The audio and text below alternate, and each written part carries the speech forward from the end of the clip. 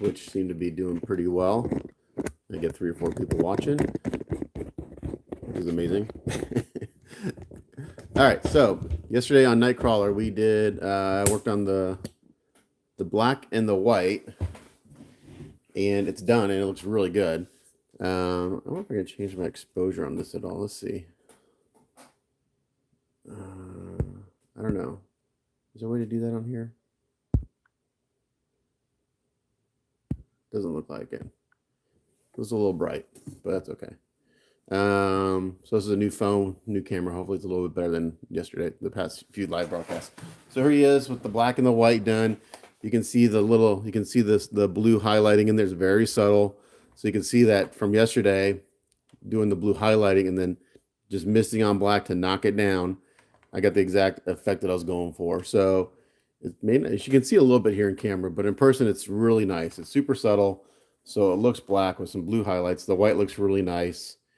I could make the white a little bit brighter because when I sprayed it yesterday, white's a tricky one when you're doing the shading because when you first spray it, it looks really bright, and then you come back the next day and it's dried down, and that's when all the shading really pops. So like yesterday, after I misted the white on, and it's been a while since I've shaded like this with white. I used to do it with Gundams all the time, but I start with a really dark base coat. I add the highlight, and then I mist on white until the shading looks almost gone. And then you come back the next day and it's dried down and the shading pops. So it looks really good. So I'm really happy with this. So now what we're going to do is we're going to do some masking. So anyone who wants to tag along and watch me mask for a while, feel free to do so. Another exciting video. So I got this guy on the base. I sealed this really good last night with, or yesterday with my Krylon flat spray. So we're going to do a tape test. I'm going to put the pieces to the side that are done, which are the black part of the arms, because those are done. The only thing that may change is I may seal them again later.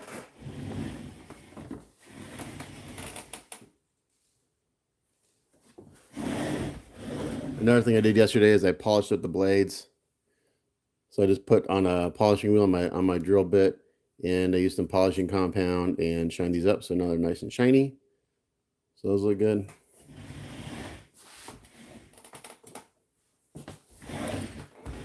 And so far I have no viewers, so if no one comes on, I'll just turn this off and we won't worry about doing a live. There's one. I won't worry about doing a broadcast if no one wants to watch along. You're not going to hurt my feelings. I just figured I'd do some of these. All right, so we're going to do some masking. All right, so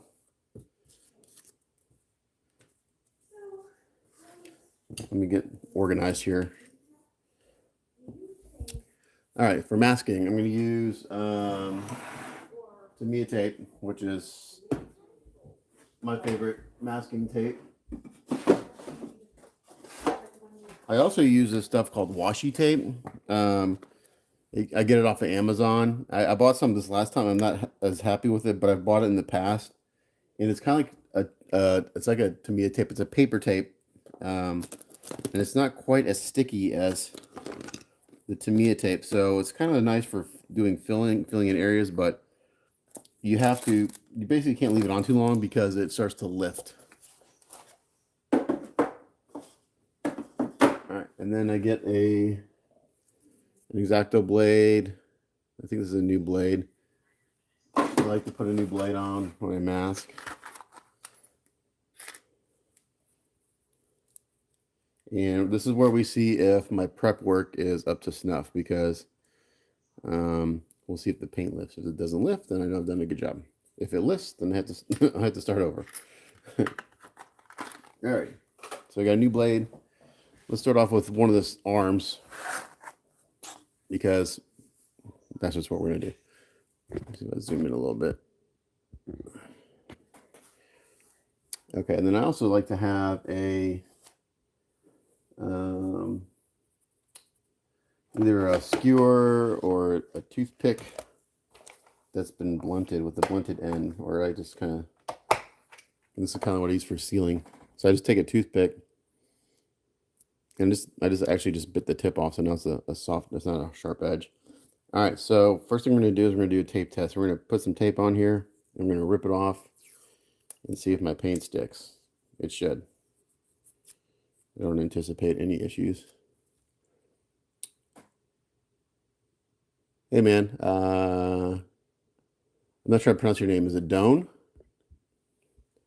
Thank you for watching. So yeah, so put the tape on, I rip it off, and then if my paint sticks, then I'm pretty good. Now that doesn't mean it's not going to lift. It's not going to lift at all, but I know I've got good adhesion just by doing this. So I'm going to take that, put that to the side, and this is how I like to mask. I like to mask right on the piece, and then cut the excess off. A lot of figure guys freak out when I do this because, well, why aren't you using silly putty? Well, because this is much quicker and it's much more accurate. So this spot right here, I can wrap around without having to worry about cutting off the excess. So right here, I'm going to just follow this trim.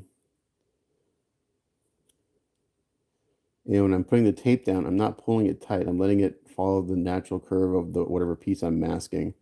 If you try to pull it tight, it's gonna want to pull up. You're gonna put too much tension on it.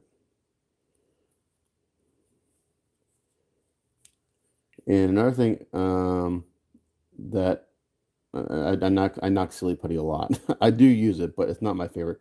The thing about silly putty is it's very easy to disturb and inadvertently move it as you're handling a piece, especially in a really big piece. You have a lot of silly putty. It's a lot of weight. I mean, this stuff is heavy. So like right here, I got a little excess tape. I'm just gonna go in here, and I'm not gonna put any pressure on the blade. Let the blade do the work. And I'm gonna take out that little piece of tape, just like that. And I come back and I just seal that edge, like right here.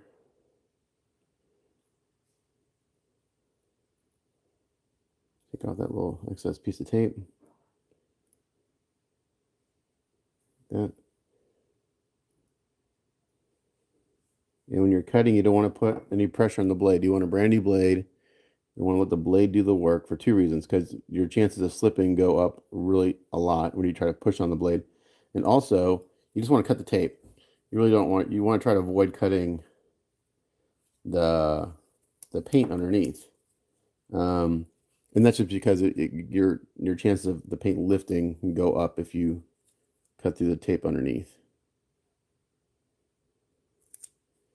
And I do sometimes, but if you have good prep, you shouldn't have to worry about it.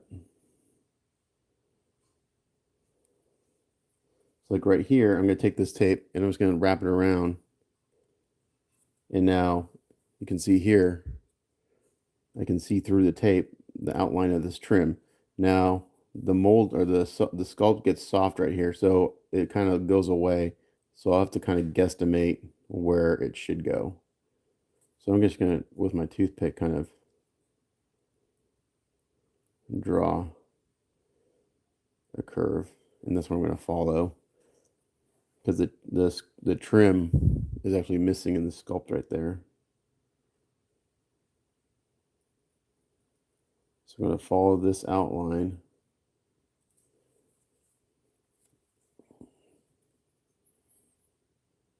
And here also. And we're just going to kind of make up a curve right here because it's not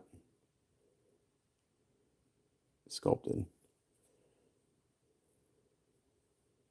Just like that. Pretty easy. Got a little excess here.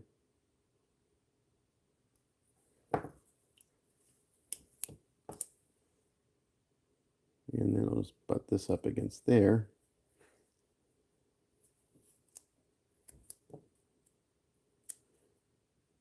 I'm just going to use some tape to kind of outline that shape.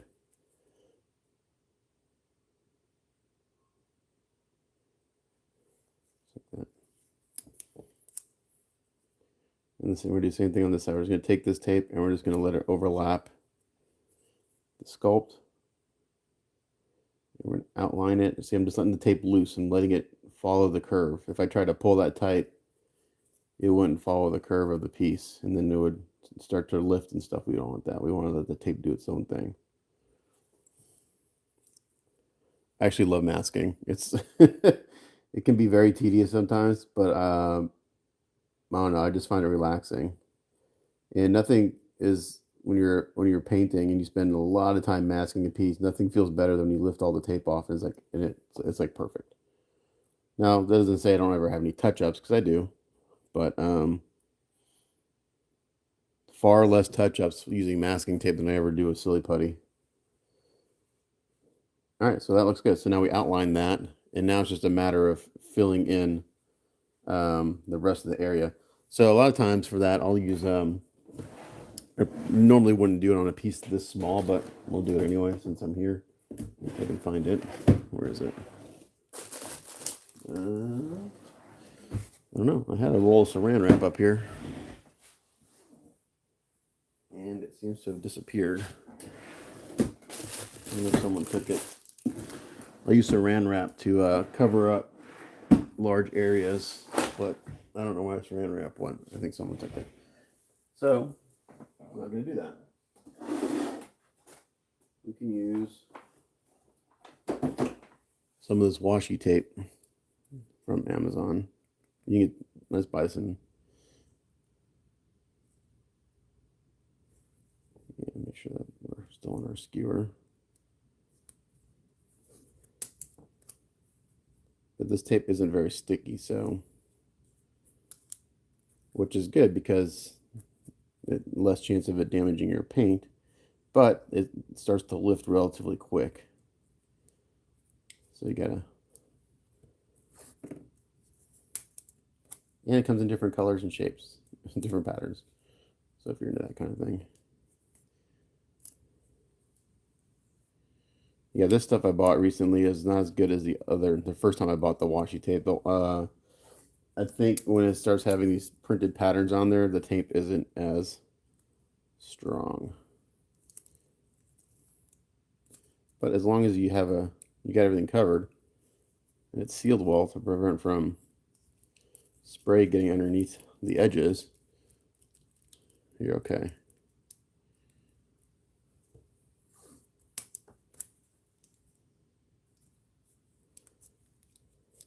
Yeah, it's just not sticky enough on this stuff. I don't like that roll. I'm gonna throw it away. I have to buy different, to go back and buy the stuff I bought originally. I try not to use Tamiya tape to cover large areas because it's expensive. It adds up pretty quick. Um, I used to be able to get really good deal on Tamiya tape locally, but the company that I used to get it from, they used to have a model show every year, and you could go to their warehouse and shop like at 40% off. And every year I'd just go buy them out. I'd go buy all their Tamiya tape. I would stock up big time. Okay, so we're just gonna go ahead and just use the Tamiya tape, even though I don't like to do it on big areas like this.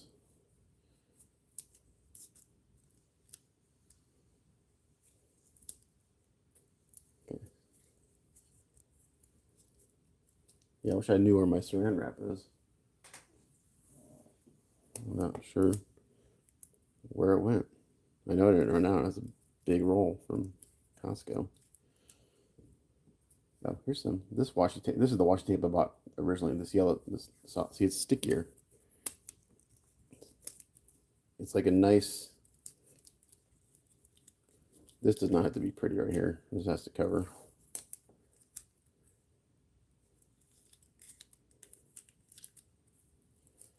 And I think the one thing I do like about the washi tape is it comes in different colors. And so, like, if you're masking over something that's blue, using yellow tape's a really good idea because if you see any blue sticking through, you know you missed it. So you can use contrasting colors to the paint that you're masking over. All right, so that's probably good right there. So that's ready for base coating. So that's how you mask those things. So let's just keep going. I can get these things masked pretty quick. The body will take a while. It's the same process, but I've got some pretty complex curves to do on the body. So I'll just videotape doing the arms and the feet, or the hands and the feet. But again, I'm just taking this and following the curve. I'm just going to let the tape kind of do its own thing. When I get to a complex curve like this, take my dull stick of some sort, in this case, a cute toothpick. I'm just going to follow that shape, just like that. And then I can take this piece right here that I just cut off and use it over here.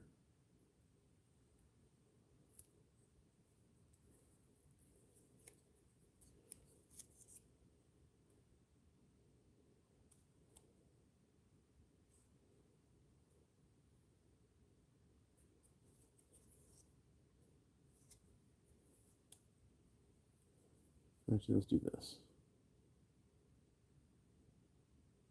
Yeah, I'm not sure it's long enough. We'll see. That piece. Now here I'm wrapping it a little tighter. This is the way the curve works. I can pull on it to get a good tight fit.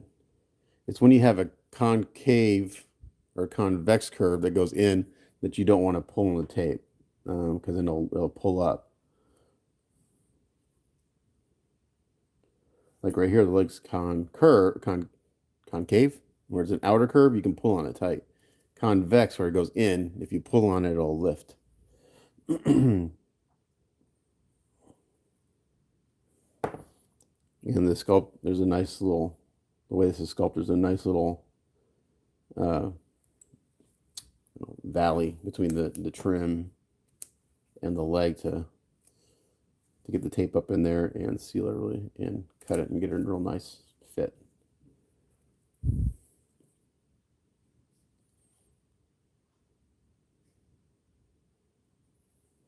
That.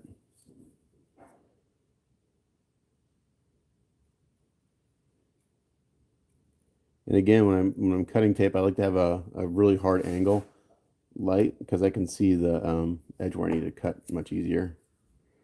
So here, let's take this piece I just used and or just cut off and right there. Now, if I had more complicated curves, I'd be using the thinner tape because it wraps around much easier.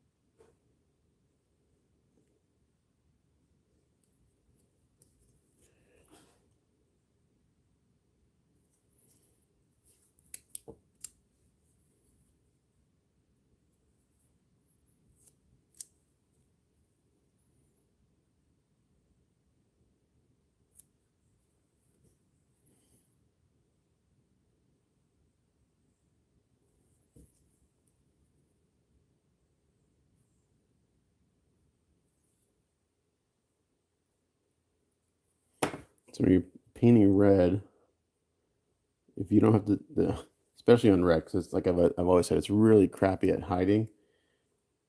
My goal is to not have any touch-ups on the red. Touching up the white would be a little easier to match, I think, if I have any little touch-ups, but okay, so like right there, kind of went over the trim a little bit, so we cut it off. Oops,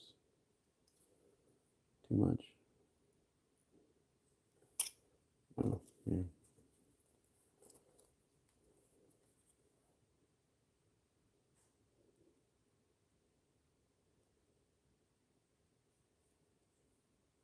Okay.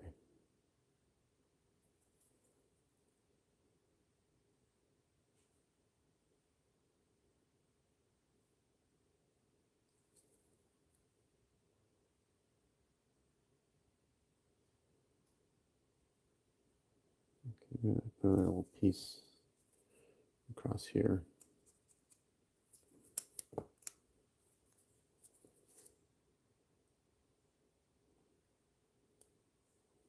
Like that. Okay.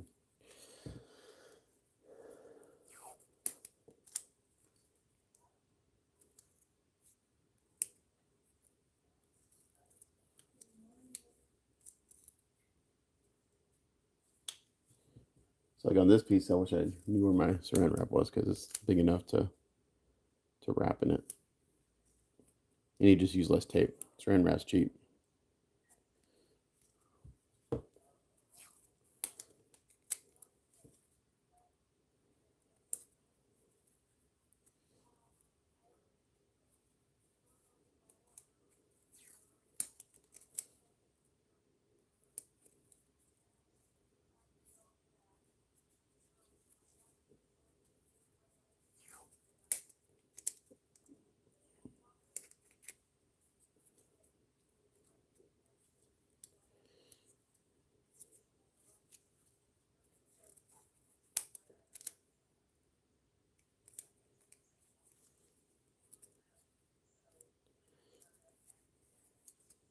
So it's not the most exciting thing to watch, but you know, it's a lot of people ask me about masking all the time.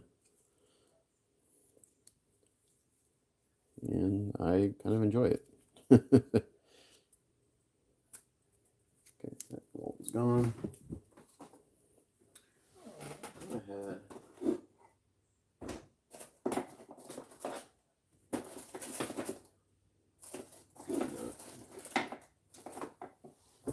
Let's see if this roll is how sticky this is.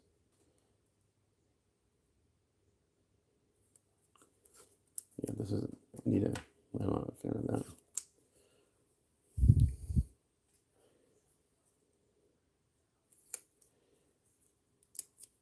I have used painter's tape in the past. I'm not a fan of it's okay. It actually would be pretty good for doing these large areas like this, but it's not flexible enough to really go around curves and stuff. So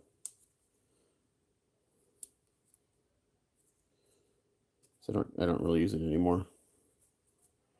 All right, so you get the idea there. I'm not going to worry about doing that. Let's see.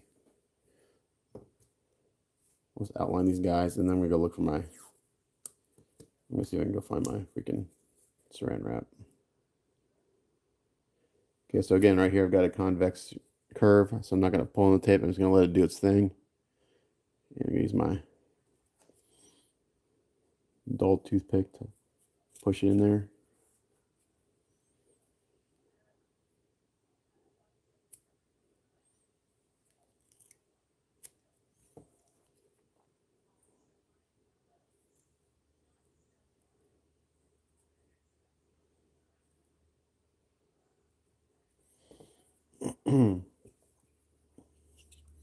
So I'll probably stop recording here in a minute because there's not many people watching and this is not very exciting. But I'll give you a little tutorial on how I mask. And then for the red, I'll probably base coat like in I'll have to see what I have in my paint stash. I may have to make a run to the hobby store. I've learned that painting all these superhero pieces, there are certain colors you go through a lot. You go through a lot of red, you go through a lot of blue, and a lot of white. So it's like red, white, and blue seems to be the main colors of most of these characters.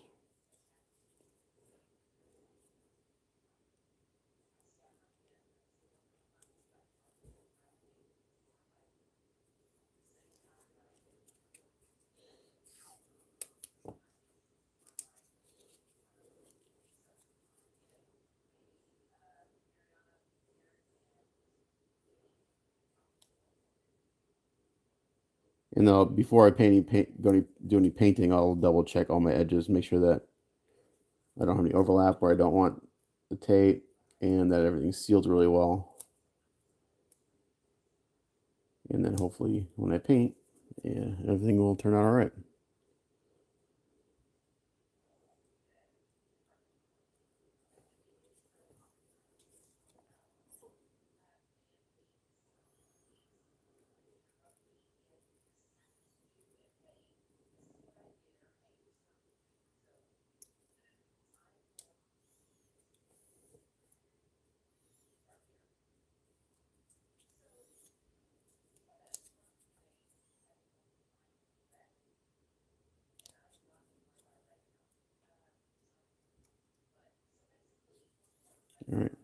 that piece outlined.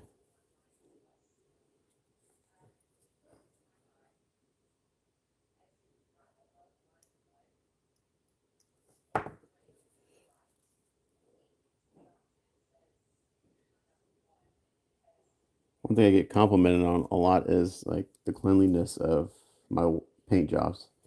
And I think a lot has to do with the masking. Um, I take a lot of time to make sure that my masking is as close to perfect as I can get it.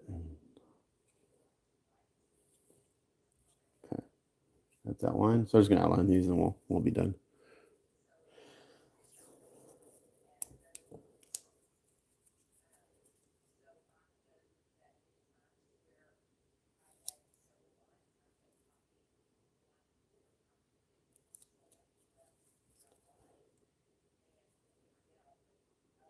But it'll be the same process on the body, just more complicated because there's some really tight areas to get into, particularly where the legs bend up into the waist. It's real tight. So those are areas where I might have to use a little bit of silly putty just to get those get down in those areas. So another way you can do this, which I've done in the past too, um, is you can cut a bunch of tiny little pieces of tape and outline areas. I do that quite a bit too.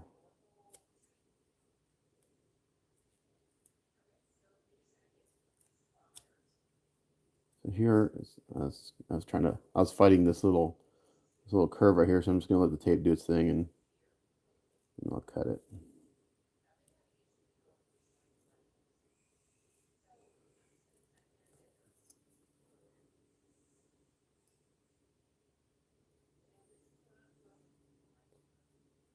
But if you see there, I'm not sure if you can see on my camera, but there's a definite demarcation where the tape needs to be cut. And this guy got a nice kind of harsh light coming from the top, casting a shadow right there.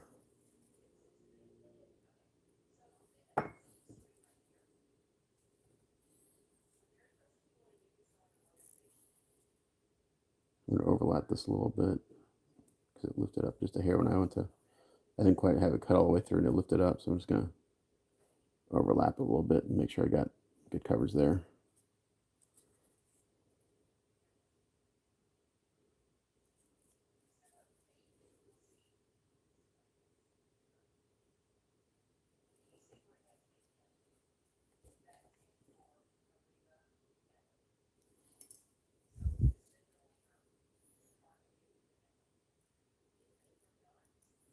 Probably have more viewers if I did this at night, but since this is kind of my full-time gig now, I do it during the day, which is nice.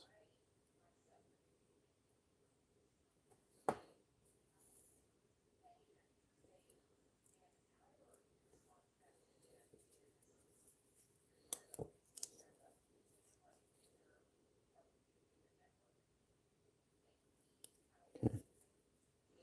So there you go. That's how I mask, and then fill it in, and then paint. So that's all I'm going to show you for today. And then for the red, I'll base coat it probably in a dark red, highlight in white, and then mist on a red, and I'll give me my red. So today's goal is to get the red sprayed. I've got all the sword pieces base coated in black. I'll probably try to get those done today. So if I can get the red done today, the gold done on the swords, and then maybe I might work on the base a little bit too. That's a good day.